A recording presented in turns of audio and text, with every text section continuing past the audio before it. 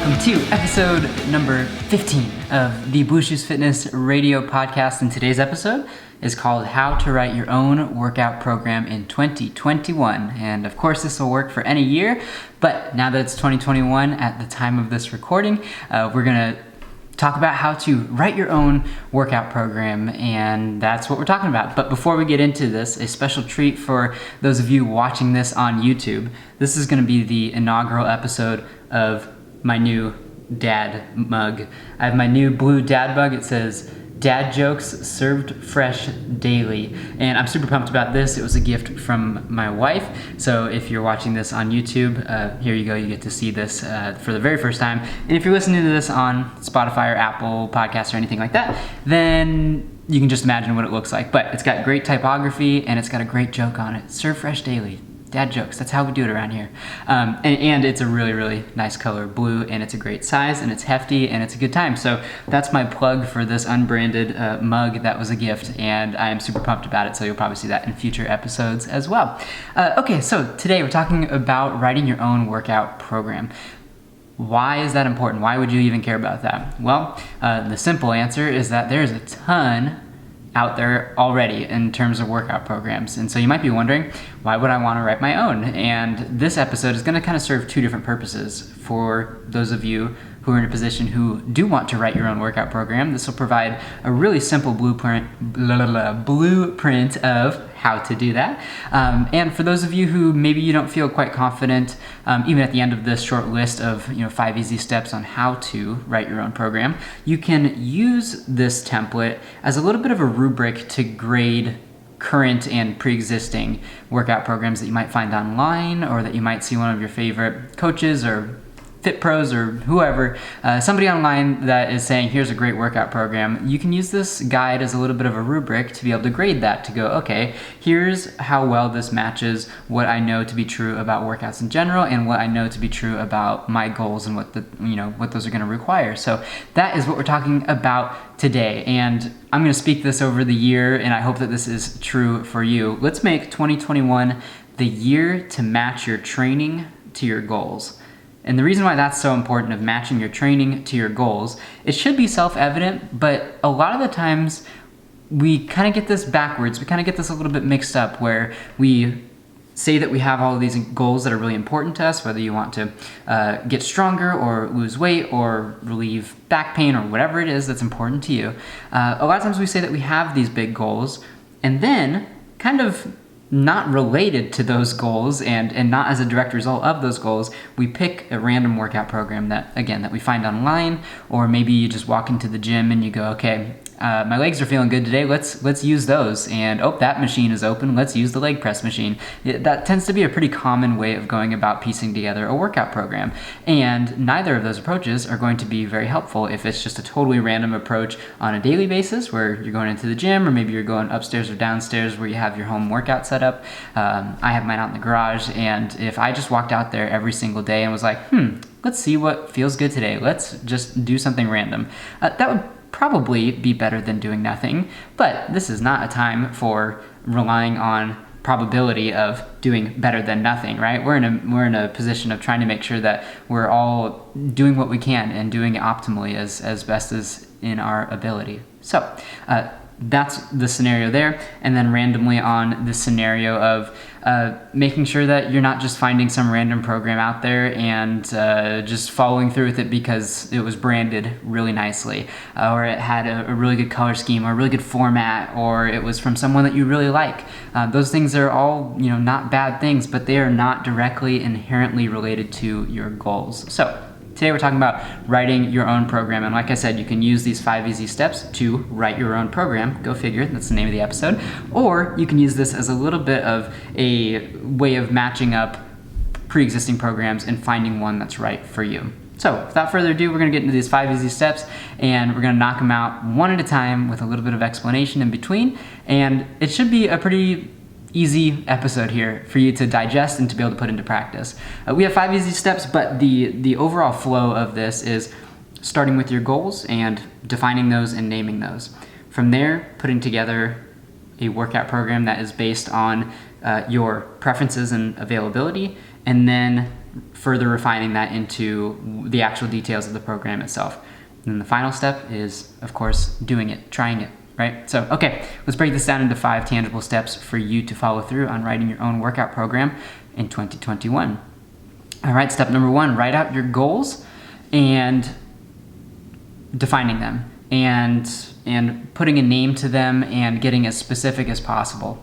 A lot of the times we talk about SMART goals in the fitness industry, in the self-help industry, and all of that. We talk about SMART goals of being specific and measurable and attainable and realistic and time-oriented or time-bound or timely.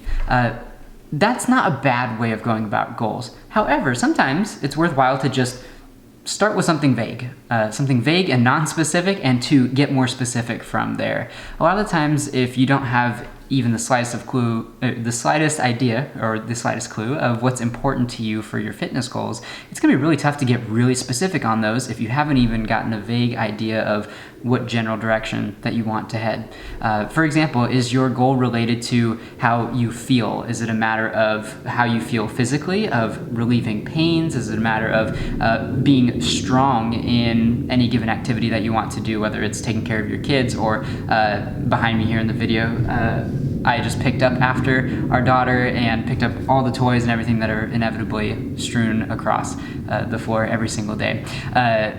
That's maybe one goal set where you just want to feel a certain way. Maybe the other side of it is feeling internally and emotionally of wanting to be confident and ready to approach the day, even if it's outside of fitness, of just wanting to be confident in your own skin, right? That's a one route that you can take for your goals. And a lot of this is going to be intertwined, but figuring out if that's the top priority.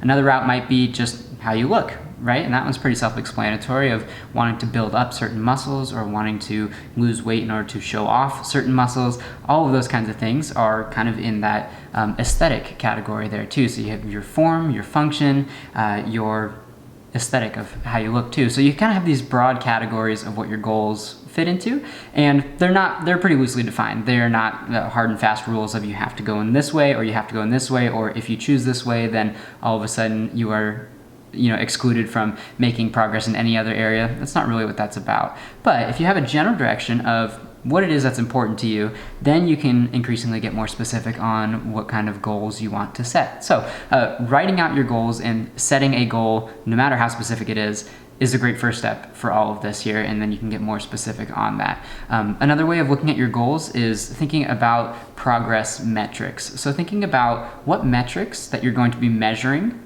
as progress, what's going to be important to you. Is the number on the bar that you're lifting, is that important to you?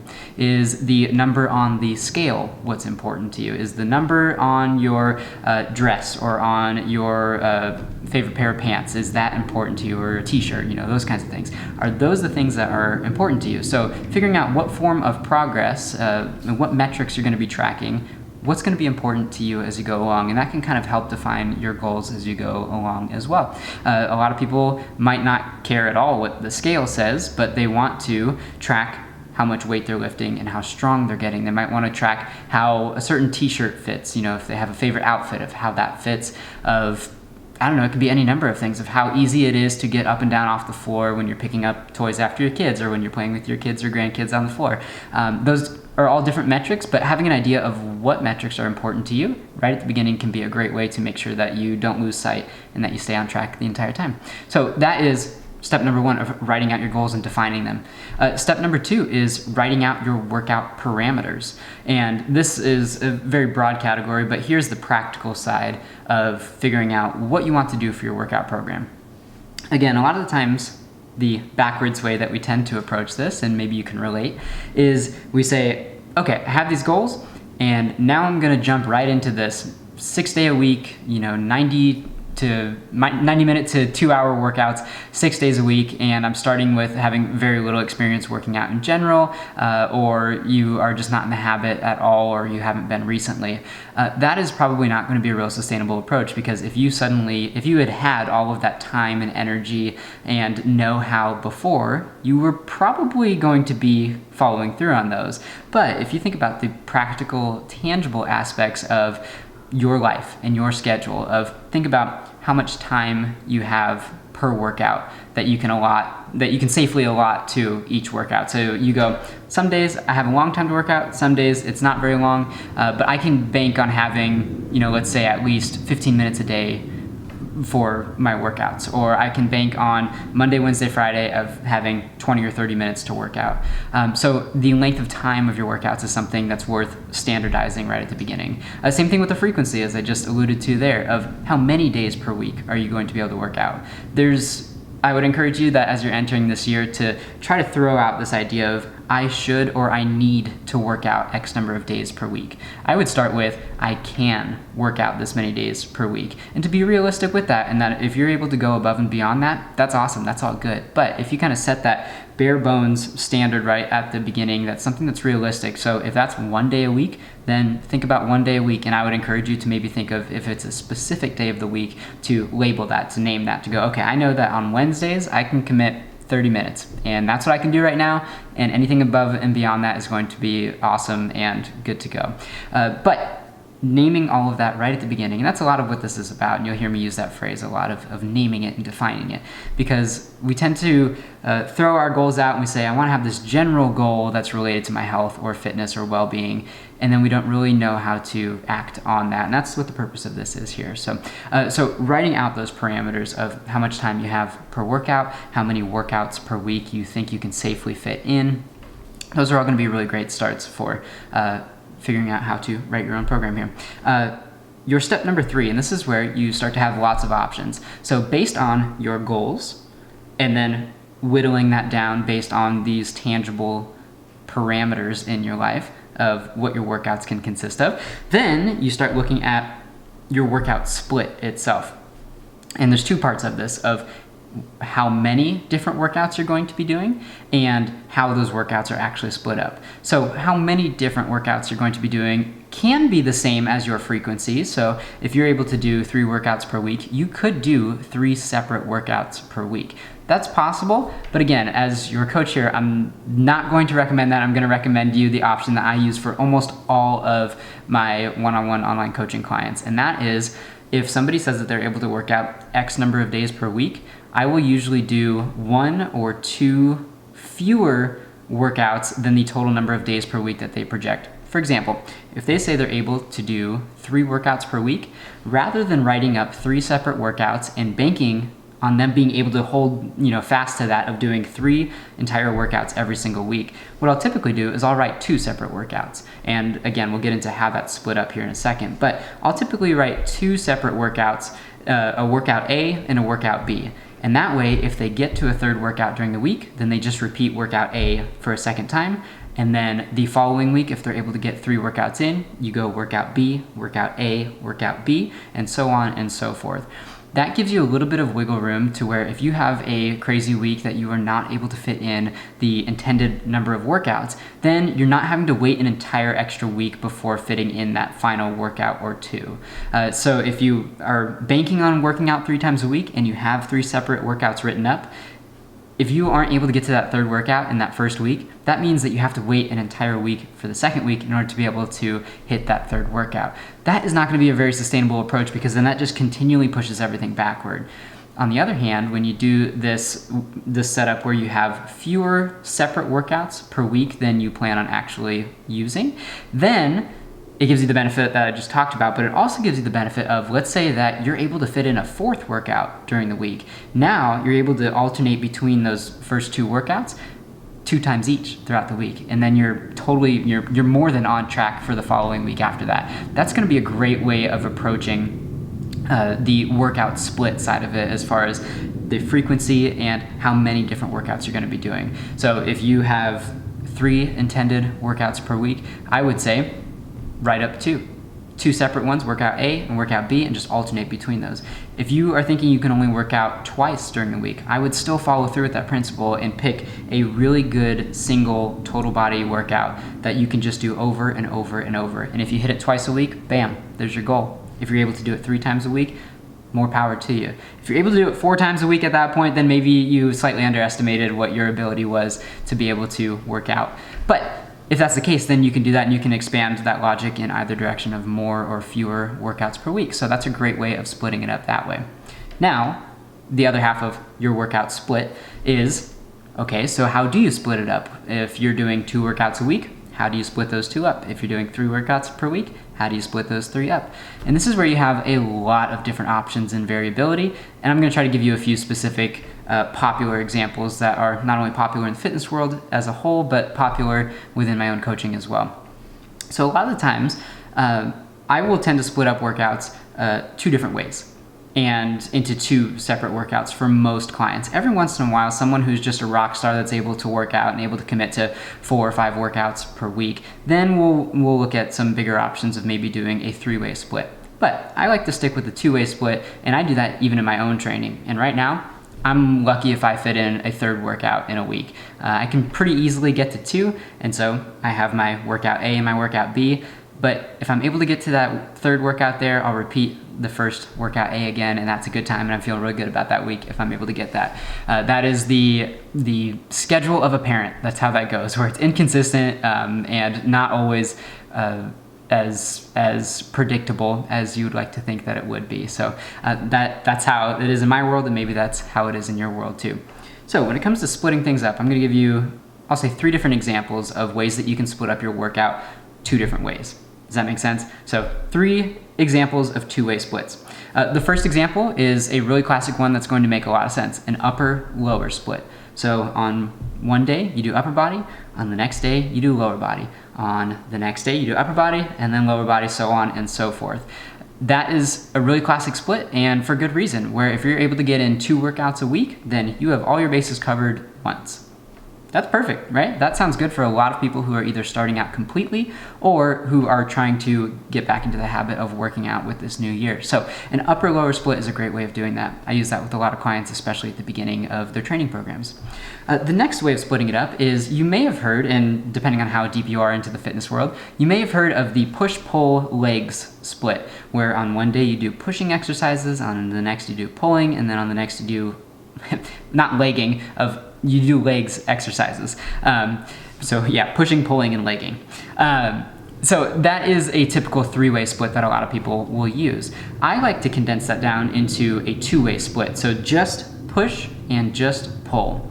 And that means that you're going to be doing both upper body on the push day and both upper body and lower body on the pull day as well. And so if you're wondering, what does pushing and pulling, what does that mean exactly? This might make a little bit more sense if you're watching the video here, but pushing exercises are going to be ones that involve pushing a resistance away from you. So whether that's your upper body of pushing out, as in a bench press or push-up, pushing upward, as in an overhead press, or with your lower body of anything that's going to be very quad dominant or calf dominant, to be extending your joints. You're going to be straightening out your joints. So think of with a squat, in order to lift from a squat, you're going to go from that bottom position and you are working to lift the load up to push it off the ground by straightening out your knees and hips and ankles. So that is a push-based workout like that. That's going to include both upper and lower body exercises. A pulling-based workout is going to be the exact opposite, of where you are pulling a weight or resistance toward yourself. And that's going to be upper body-wise. It's going to be something horizontal, like a row of any kind that's going to be moving in toward yourself. If you're pulling downward, that's going to be something like a pull-down or pull-up. That's going to be that same movement pattern there. Lower body-wise, that's going to be everything that is using the opposite muscle groups as what we just talked about. So it's going to be using your glutes and hamstrings and lower back muscles primarily. So that brings to mind deadlifts, right? Anything that's going to be hinge focused like that. So deadlifts and hip thrusts are going to be your 2 big options on the pulling side of it for your lower body.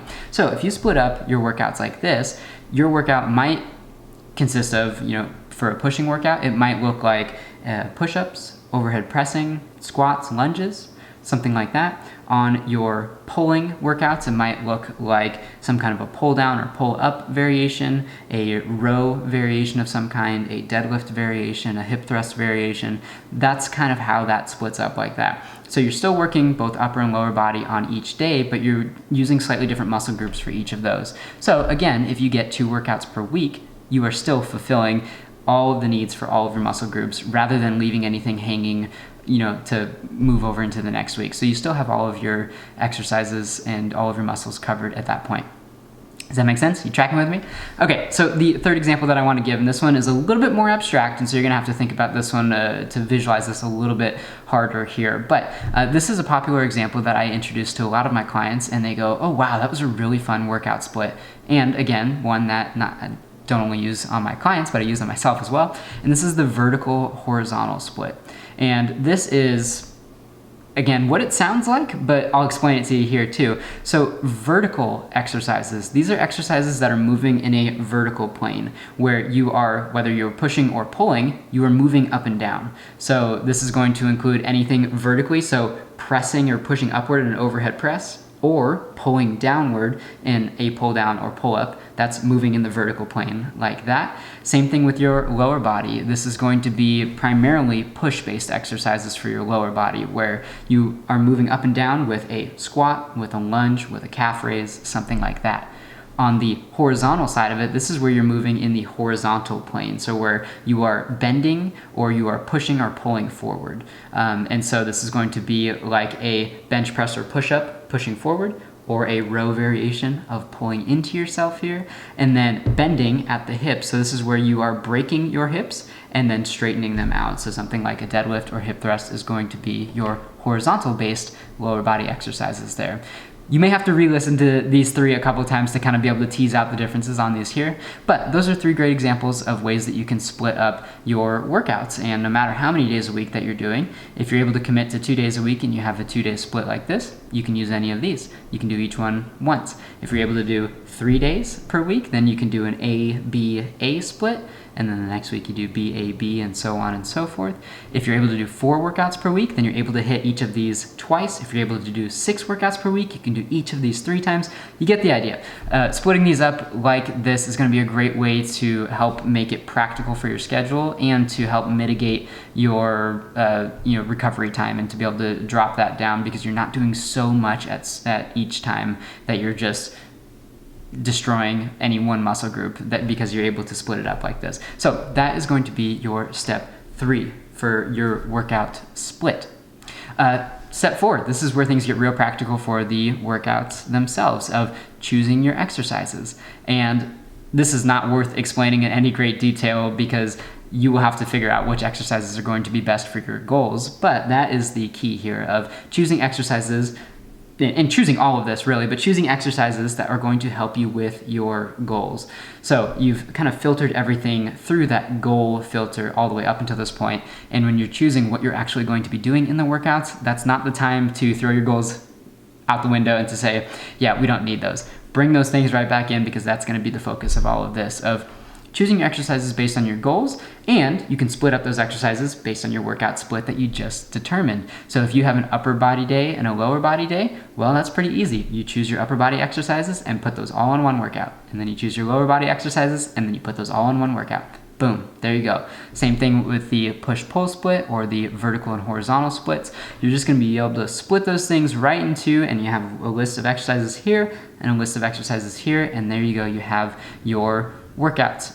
But there's one other big component of this. There are plenty of other components, but there's one other main component of this. So you think about, you have your goals, you've figured out how you're gonna split up your workouts based on all of these different parameters and based on your goals.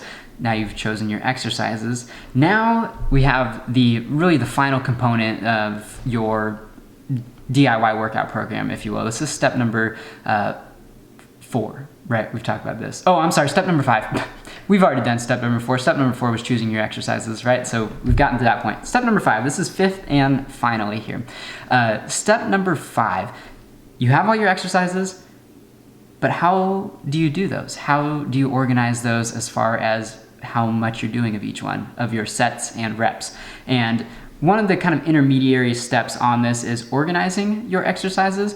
There's a lot of different ways of doing that, and I'm gonna tell you that if you're walking through these steps and if you're at this point, there's probably not gonna be one way of organizing your exercises of how they're ordered. that's going to be way better or way worse than any other one at this point.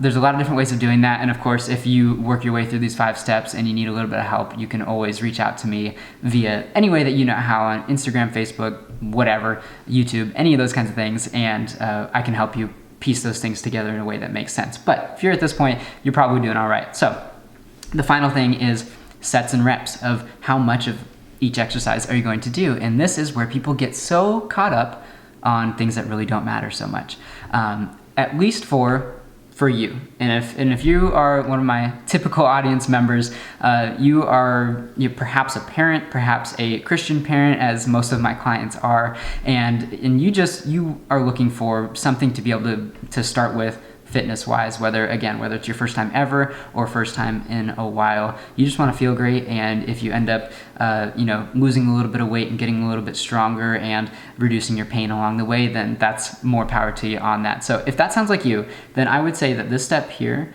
is not critical to dial it down to the most specific level here. So I'm going to give you some general recommendations that you can kind of play with to figure out what matches your preference on all of this here. And this is where you get to take a little bit of preference into account, not just what lines up with your goals.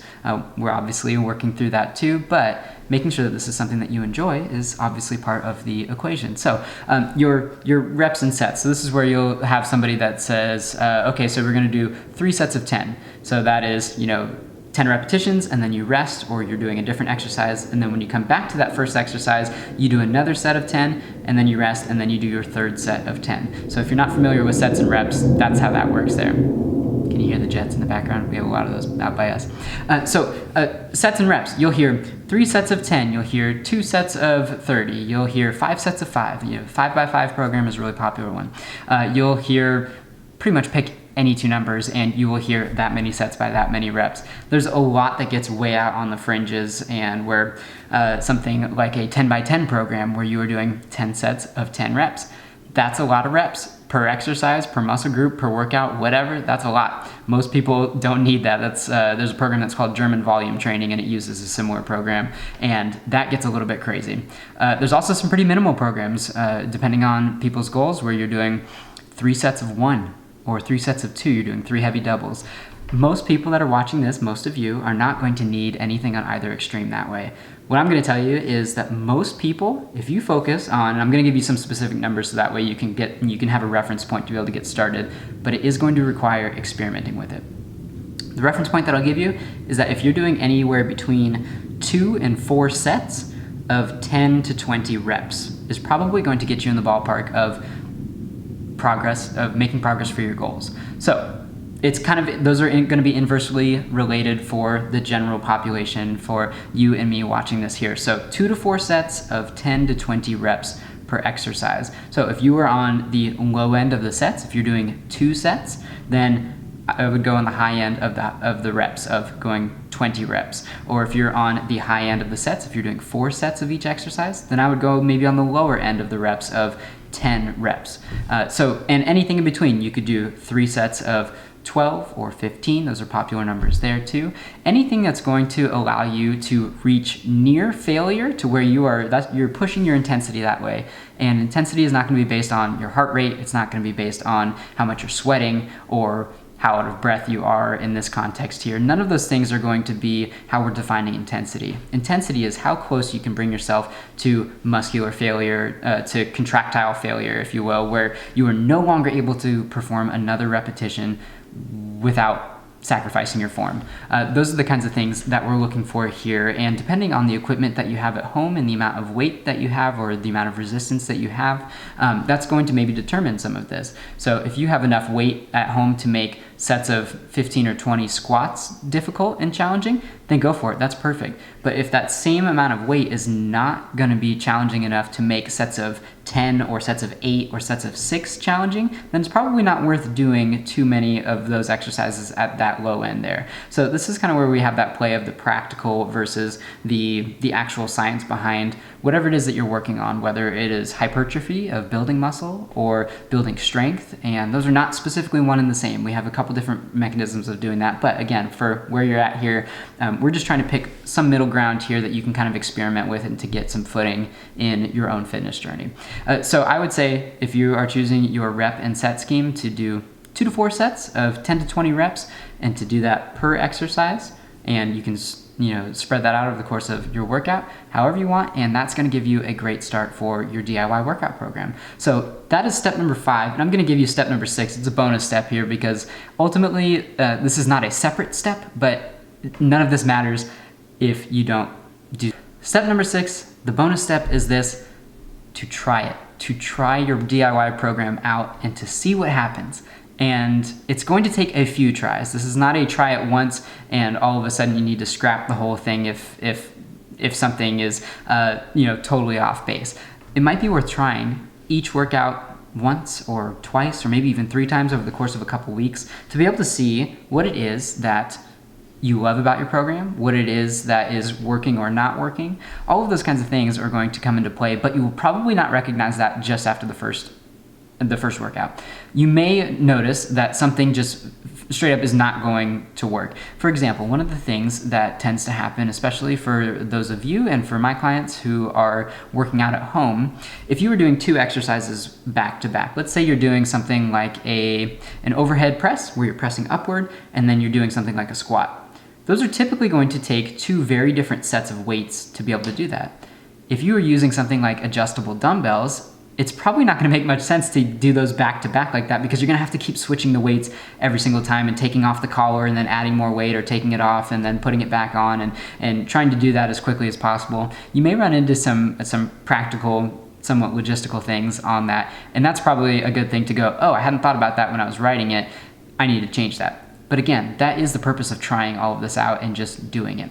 But if you are coming across things where you're like, wow, that was really tough or that was really fun, just try it for a few extra times through the workout just to see how everything goes. And you are certainly not going to be going backwards in progress if you're just trying something. And even if it's not optimal, if it's not totally optimized down to a T, that's going to be okay because, again, this is talking about getting a good grip on your own fitness journey and getting a good start to build some momentum, to find some things that you like and that crossover of what it is that you like doing and what it is that's going to help you reach your goals. So that's step 6. That's the bonus step of trying it, just doing it, of just seeing what happens and having a good time doing it too. Take some notes at the end of each workout. I have a little notes section for all of my clients, and I love reading through the notes because they'll say, wow, this is a super fun workout, or wow, this is a super fun and super challenging workout. Or if I notice that something, maybe they didn't lift as much weight on a certain exercise as the week before, I might see a little note that says,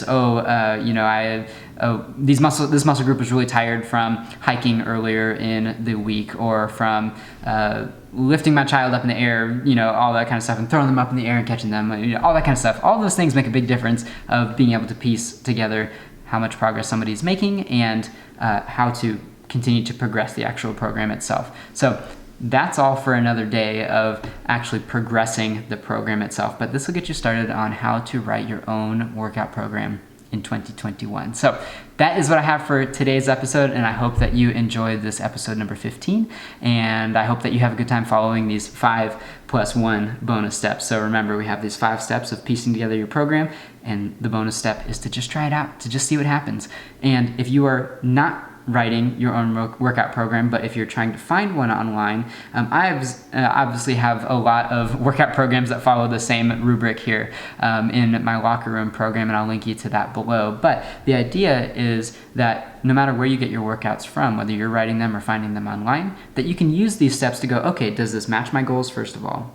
No? Okay, it's not worth doing. But if it does, then you move on to the next one of, does this fit my normal parameters? Is this program asking me to do 5 or 6 days of working out when I can really only commit to 2 or 3?